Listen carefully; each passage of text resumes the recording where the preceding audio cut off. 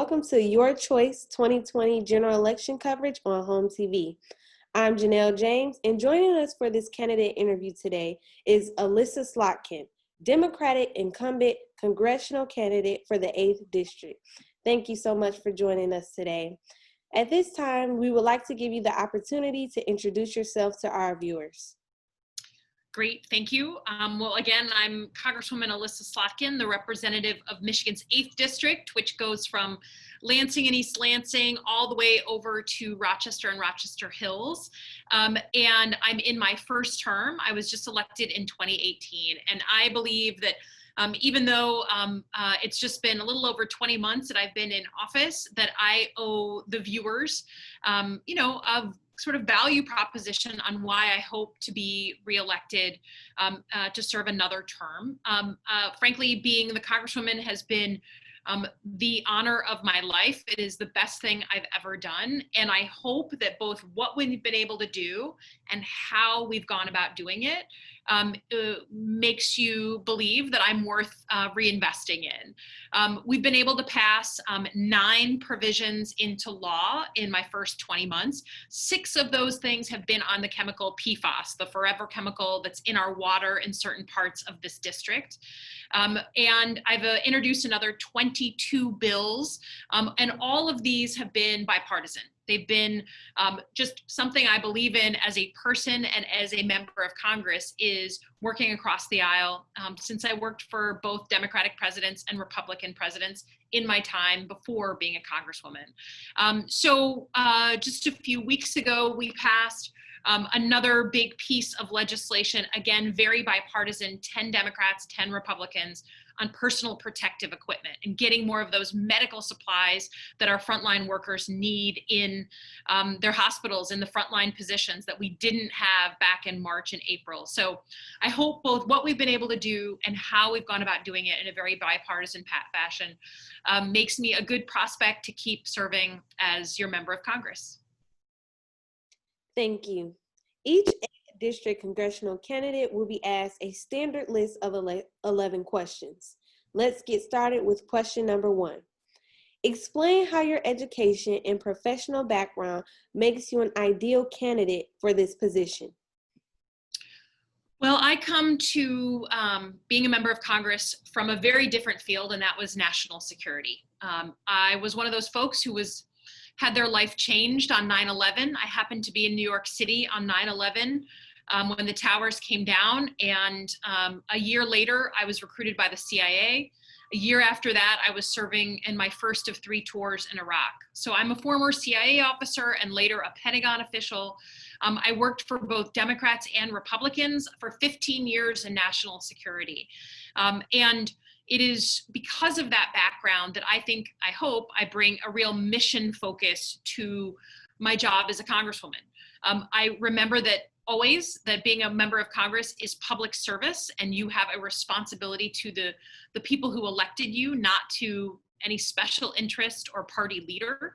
And it also means that I put my country over my party. Always. And there's been a number of times, even in my first term, where I've had to use my national security background of focusing on country first and taking some pretty controversial votes. So I think the national security background actually helps a lot in being a member of Congress. Question number 2. What do you believe are the greatest needs of the community, and what are your ideas to meet those needs, especially with uncertainties due to COVID-19 pandemic? Yeah, well, everywhere I go, people are talking about the public health fallout and the economic fallout from COVID-19. And it's really a once in a generation pandemic. It would have stretched any administration, but what we really saw in March and April, and we're starting to see again, is real shortages in personal protective equipment, in medical supplies like masks, gloves, gowns, swabs, the things that our frontline healthcare workers, our first responders, fire and police, our dentists, I mean, everybody needs some form of personal protective equipment. And what I really learned in spades when I was jumping into the fray in March and April was we have just outsourced our medical supplies to countries like China way beyond reasonableness, and it left us vulnerable. Because if a congresswoman is arguing in the middle of the night with a Chinese middleman in rural China for a 78-cent mask, something has gone terribly wrong. So I got to work in May and wrote a package of 7 bills intended to improve our national stockpile and, importantly, expand the amount of American manufacturing we have of medical supplies and pharmaceuticals. Those 7 bills just passed unanimously through the House of Representatives, very bipartisan, just now in September of 2020. To me, making sure that we're prepared either for a second wave or some other round of pandemic is the first order of business, is to help manage that public health crisis. And then we've got to make sure that we are thinking about stimulating our economy and getting people back to work again. So I've been working very hard on the PPP small business loans to try and make sure our businesses survive the pandemic. Question number 3. In light of recent events surrounding police brutality and demonstrations across the nation, what is your stance on police reform in the state of Michigan? Yeah, well, obviously, I don't know anyone who watched the video of the murder of George Floyd without just feeling sickened by the whole thing. And we've seen the amazing response that's come from that, from particularly young people protesting and just refusing to accept that they are having to protest the very same things that their grandparents protested. So back in June, the House of Representatives did work on a piece of police reform legislation. It passed the House, but it has not been taken up by the Senate. So I do believe that there's still a lot we can do for nationwide police reform. Certain things like banning chokeholds, getting more training in for our police officers, creating a registry for bad police officers who get fired from one department so they can't just cross state lines and get hired somewhere else. A lot of these things are done in certain police departments, even in our state, but it's not systematic nationwide. So I did support that legislation. But as a member of Congress, I think it is my job in 2020 to do more than that. And it's to frankly have a whole agenda around countering systemic racism in housing, in education, in access to first loans and entrepreneurship through our banks. So one of the things I've been doing is meeting with large groups of African-American leaders in the district, both older leaders and younger leaders, and helping to build that agenda. And a lot of folks have also been asking me to use my convening power to bring together groups who wouldn't otherwise be in the same room together to talk about systemic racism for the first time. So we've been doing that with the Michigan Banking Association and African-American business owners. So I'm using my convening power, passing legislation, not just on police reform, but on a whole host of issues to counter systemic racism, I believe is my job. Question number 4. Please comment on how you believe the state of Michigan should approach new or continued diversity, equity, and inclusion efforts. Yeah, so one of the things that I really heard loud and clear from a number of African-American leaders in the Lansing community was, first of all, there's a whole bunch of people in Lansing and in Washington who just don't believe systemic racism is a thing. And one of the things we were able to do very, very quickly in right after June was get funding for a series of grants that actually look at systemic racism as a data problem. There's a report that used to come out of Michigan State University called The State of Black Michigan that would just be the facts. And it would just lay out the disparities that exist from government data, not political. It wasn't a political document. It was a fact-based, science-based, math-based document. So we found some funding at the federal level so that places like Michigan State can once again apply to write the same report and deliver it to every single lawmaker in Lansing. That to me is important. So we're all talking about the same facts. But I think it's really incumbent on the government and for private industry to understand that the world has changed and that each and every one of us has a responsibility not just to, not be racist, but to be anti-racist and to look at our own organizations, our own communities, and come up with that systematic plan to have those tough conversations and deconstruct racism kind of from the ground up. Question number 5. What are your thoughts on how Michigan can address major topics of concern, including but not limited to human trafficking, sexual assault, and domestic violence, the opioid epidemic, and gun violence? Sure, so that's a range of issues. I think the one that I feel we've done a ton of work on was some legislation around the issue of Title IX and protecting victims of sexual assault and sexual harassment. Obviously, as the representative of Michigan State University, where we had the Larry Nassar scandal and the systematic sexual assault of just hundreds of girls, I just from the very beginning felt a responsibility to be a really strong voice on dealing with some of the rules around sexual assault at our universities, but also our K through 12 schools. And this has been largely in contrast to our Secretary of Education, Betsy DeVos, who's a Michigander, but who in many ways is on the opposite side of this issue for me, in that she wants to make it harder for young women to come forward and report sexual assault. She wants to make fewer cases actually eligible for university action. So we've sort of launched a full-on effort with her to write her and meet with her privately and try to get her to reverse some of her decisions around Title IX and sexual assault. Unfortunately, we were not successful by personally lobbying her. And right in the middle of COVID, like in the worst moments in April, she put forward new rules so that Michigan State and every other university in K through 12 is going to have to revise what they define as a sexual assault and make it harder for young women to come forward. So we put forward a piece of legislation to try and counteract that. And we're doing everything we can to delay and expose her attempts, because they frankly don't learn the lessons that we all should have learned from the Larry Nassar case and scandal. There's a ton of other things that we're doing on the other issues that you mentioned, but just right off the top of my head, on sexual assault, that's one I feel very strongly about. Question number 6. What do you believe are some of the pros and cons of the current healthcare system? If elected, how would you address healthcare?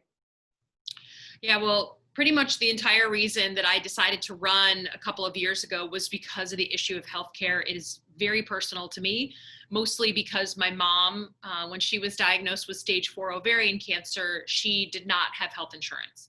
She had let it lapse, she paid another bill, and she had struggled with healthcare for most of her adult life because she happened to have a pre-existing condition. She had cancer when she was a young woman, 31 years old. So the rest of her life had a pre-existing condition, and the insurance companies could just gouge her and charge her whatever they wanted because of that pre-existing condition. For me, this is a personal issue. And while my mom passed away in 2011, I see my mom everywhere I go in the district. Every time someone comes up to me at the grocery store, clutching my arm, talking to me about how they can't afford their insurance or their prescription drugs, that was my mom. So for me, it's a huge motivating issue. It's a driving force. In the 20 months that I've been in office, we've been playing largely defense against an unending assault on protections for people with pre-existing conditions. And no matter what the president or now my opponent may say about, wanting to protect people with pre-existing conditions, that is a talking point. Because what's going on in reality is a court case that's coming to the Supreme Court on November 10th that is intended to invalidate those protections for people with pre-existing conditions. And it is a very real threat. Especially given the death of Justice Ruth Bader Ginsburg, we could see the evaporation of those protections in the next year. And I'm already starting to get calls, including on a town hall just a few days ago, people saying, well, what do I do? I have insurance because of those protections, and I can barely afford it now. So what's going to happen to me? So it's a deeply motivating issue. And my hope is that when I return to Congress in January of 2021, obviously my hope is we have a different president. And instead of playing defense on constantly having to explain why people with pre-existing conditions deserve care, we get to play offense. and we get to actually legislate and improve the ACA or Obamacare so that it's more affordable, it's more simplified, and we get to sort of enshrine this idea that just because you happen to be born with a pre-existing condition does not mean you can be gouged for the rest of your life. Please comment on Michigan infrastructure. Well, listen, we all know that nothing is more motivating than talking about fixing the damn roads and, working with our infrastructure. And in reality, we saw right in the middle of the pandemic with the dams in Midland bursting, we saw what it means when you ignore the maintenance of infrastructure. And every Michigander knows that we need once in a generation investment in our infrastructure. And we actually have a bill, a draft infrastructure bill, that would get at some of those generational problems. The truth is, just at the federal level and at the state level, you gotta be able to explain how you're gonna pay for it. And no one wants to pay for their infrastructure while everyone wants to see it improve. So I believe we need that once in a generation infrastructure. I believe it's an investment in the future, and that we can do it in a way that returns the money to us because of what it does for private investment, because of the way it encourages jobs. And now with COVID-19, it may be more important than ever to have an infrastructure bill because we know it puts people back to work to fix those roads and fix those dams and fix those bridges. So, and then frankly, in my mind, infrastructure, the definition is expanding. Broadband internet should be considered infrastructure. If we have access to water and electricity in our homes, we should have access to broadband internet, and nothing drives that home more than having COVID-19 be present in our life. Question number 8. Please comment on the quality of Michigan schools. Well, obviously, our public schools are an issue of vociferous debate. And, I think we have largely been a petri dish here in Michigan on experimenting with the public school concept. And I think the results speak for themselves. When I was growing up here in Michigan, we were in the top 10 of all public school systems in the country. And the last thing I saw was we were hovering around the bottom 10. And part of it is because we don't invest in our schools. The way that we determine the funding for our schools, I think, is really problematic. Secondly, we don't understand and invest in our teachers and encourage a next generation to become teachers. The saddest thing in the world is when I hear someone say, I'm a teacher, my mother was a teacher, my grandmother was a teacher, but I just told my daughter not to get involved in teaching because it's just become too hard and too underpaid. And again, COVID-19 has been shining a light on all of these differences and inequalities. And look at what our teachers and our schools are going through to try and adapt to COVID-19. And nobody's perfect, but man, they are doing yeoman's work to try and adapt to this situation. And I believe we need a higher level of investment, financial investment in our public school system. Question number 9. Please address the preservation of Michigan's natural resources. Sure. Well, listen, we're the Great Lakes state. And so I think most Michiganders see themselves as the stewards of the Great Lakes. It's one of the most bipartisan issues I work on. People know that we are the home of the water and that it's our responsibility to protect that water. And that goes for our waters like the Great Lakes, but also our inland waters, our streams, our rivers, our watersheds, and then of course our drinking water. So I really think, maybe it's because of my national security background, but I really think we need to reframe environmental security as homeland security. Because if you can't hand your child a glass of water, that is a threat to your family. And if you can't go fishing in the Great Lakes, where you learned to fish and your dad learned to fish, that's a threat to your way of life. So I want to talk about it in a much more muscular way and about ensuring the protections are there so that these resources are there to enjoy for our kids, our grandkids, our great grandkids. That takes money, like the Great Lakes Restoration Initiative. We got to make sure we have enough money to maintain our lakes, keep invasive species out, like that crappy Asian carp, fix the Sioux locks, but it also means doing what we need to do legislatively to protect our lakes. And that goes from everything from Line 5 in the Straits of Mackinac to protecting against these algae blooms, and making sure we're doing everything we can as Michiganders to protect the water that we all love. Question number 10. How would you introduce or change government programs aimed to help low-income families, senior citizens, and those with disabilities?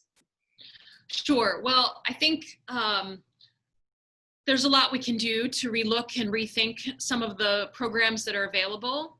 I will say one of the most important threads in everything that you sort of mentioned there is I really believe we have a bit of a mental health crisis going on across the country, and it affects so many different categories of folks. It affects young people in school who need wraparound services through their high school. It affects folks struggling with addiction or depression or suicidal thoughts. It affects folks who just have kind of a range of issues and disabilities. And we were already deeply underfunding mental health services before the pandemic, and now it's even more acute. So I think that is pivotal to anything we want to do in helping people, is making sure that the mental health services that people need are there, so that we don't end up using the police as our mental health services of last resort. They don't want that job. We don't want them to have that job. I also think in terms of our seniors, people working all their lives deserve to have Social Security and Medicare that they can count on. They've worked and earned that by putting in their whole lives. We need to preserve Social Security and Medicare. And every couple of years, there are discussions about fiddling with the age limits and cutting the benefits. And we just have to make that a non-starter, no matter who's raising it and no matter for what reason. The theme of supporting people when they get older is critical. And then I think for me on programs that assist with poverty alleviation, we got to go with things that work. We have to be able to prove that, our goal is to empower people, is to give them an even playing field to compete in our system. And organizations and nonprofits and programs set up to help with poverty alleviation need to be able to show that they're actually working. That to me is extremely important for any program that's out there to assist people. Very last question, question number 11. What do you think are the biggest challenges facing the district, and how do you plan on addressing those challenges? Well, the most immediate are the public health and economic fallout from COVID-19. I mean, that's what's on everybody's mind. They want to know, how are we going to beat this virus? How are we going to find a vaccine? And then how are we going to get our economy back up and running again so that we can, have the communities that we all want and have the success that we all want. But bigger picture, the price of healthcare and the price of prescription drugs are really, really the ones that people stop me in the street about. I think that's our generation's problem to solve, is how to make sure that all people get access to healthcare they can afford. And there's a bunch of different ways to do it, but you have to commit to that value that all people deserve access and that people with pre-existing conditions deserve equal access.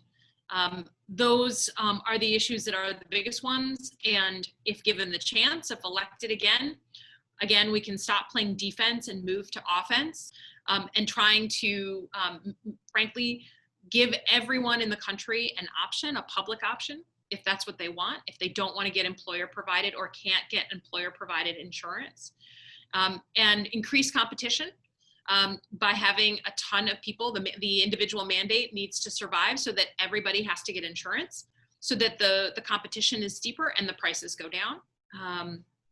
And then protecting the most vulnerable, and knowing that there will be some people who just happen to be born with some very rare or expensive chronic disease, and that there should be lifetime caps on how much you can spend. You shouldn't spend your entire life paying millions and millions of dollars for healthcare. We should, as a society, understand that there are some who need our help. And just like with the ACA, lifetime caps need to survive. Thank you. At this time, we have finished the standard list of questions with Elissa Slotkin, Democratic incumbent for the Democratic Incumbent Congressional Candidate for the 8th District. With a few minutes remaining, we would like to give you this time to make a closing statement. Sure.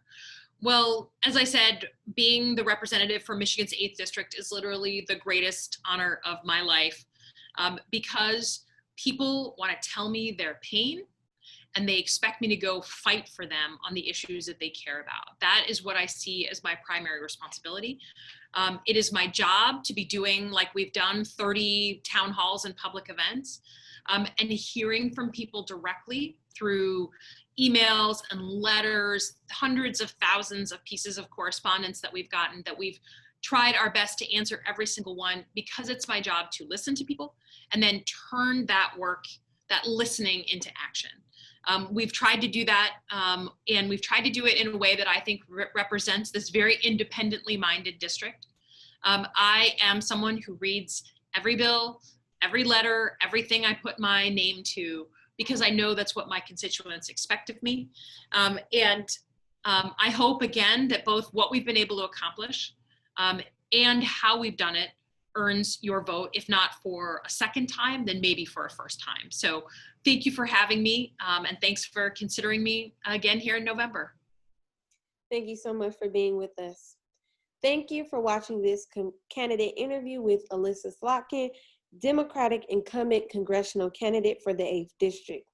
I'm Janelle James, inviting you to watch live general election coverage on Tuesday, November 3rd, right here on HOMTV. Thanks for watching.